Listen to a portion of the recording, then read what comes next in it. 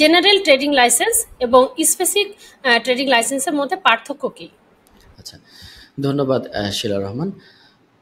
আমরা এইবারে যে প্রশ্নটা, এটাও খুব গুরুত্বপূর্ণ প্রশ্ন, যেটা হচ্ছে জেনারেল ট্রেডিং লাইসেন্স আমরা এই দেশে দেখি আর কি, আর স্পেসিফিক কোনো ট্রেডিংকে ফোকাস করে আমি যদি করি, দুটোই ট্রেডিং ট্রেডিং বিজনেস, কিন্তু একটা হচ্ছে জেনারেল ট্রেডিং, কোনো স্পেসিফিক নাই, একদম ওদের সাধারণ আর কি।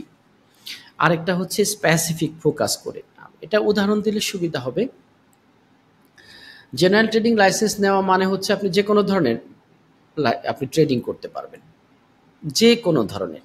এক্ষেত্রে হতে পারে কিছু, কোনোটার আপনার প্রি অ্যাপ্রুভাল, কোনোটার পোস্ট অ্যাপ্রুভাল নিয়ে, কোনোটা আবার অ্যাপ্রুভাল ছাড়া, কিন্তু করতে পারবেন সব ধরনের ট্রেডিং জেনারেল ট্রেডিংয়ে।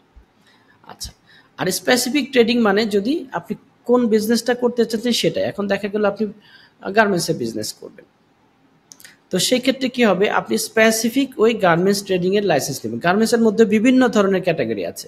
আপনি কি ফুটওয়্যার করবেন, আপনি বাচ্চাদের করবেন, না লেডিস না জেন্টস, কোন ধরনের আইটেম, বা আরো অনেক ধরনের ক্যাটাগরি আছে। তাহলে ওই ক্যাটাগরিতে আপনি ঢুকে যেতে হবে, এর বাইরে কিন্তু বিজনেস করতে পারবেন না।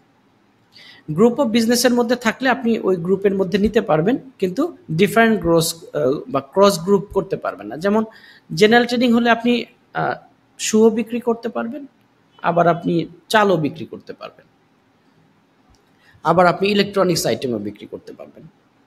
কিন্তু স্পেসিফিক ক্যাটাগরি হলে সেটা ছাড়া অন্য কোনো অ্যাক্টিভিটি আপনি করতে পারবেন না, অ্যাজ লং অ্যাজ আপনি ওটাকে মডিফাই করে অ্যাক্টিভিটি অ্যাড করতে পারছেন বা অ্যাড করে নিচ্ছেন, তা না হলে আপনি করতে পারবেন না।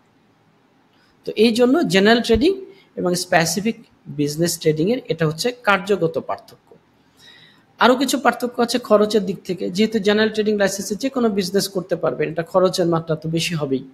নর্মালি যদি ডিসকাউন্ট না থাকে, কোনো অফার না থাকে, একটা জেনারেল ট্রেডিং করতে 27 থেকে 29,000 দিরহামের মতো খরচ হয় শুধু লাইসেন্সটা করার জন্য। আর নর্মাল ট্রেডিংটা এটা 11 থেকে 14,000 দিরহামের মতো আপনার খরচ হয় এই দেশে, দিরহাম বলছি। তো দ্যাটস আপনি বুঝতেই পারছেন যে প্রায় 15,000 দিরহামের মতো ডিফারেন্স হয় অনেক ক্ষেত্রে, 15,000-এর বেশি, তাই না? তো 14-15,000 দিরহাম মধ্যে ডিফারেন্স যখন হচ্ছে আপনার, তার মানে ওইটাই আপনি সব করতে পারছেন, আর এটার ক্ষেত্রে স্পেসিফিক্যালি আপনাকে করতে হচ্ছে। ধন্যবাদ।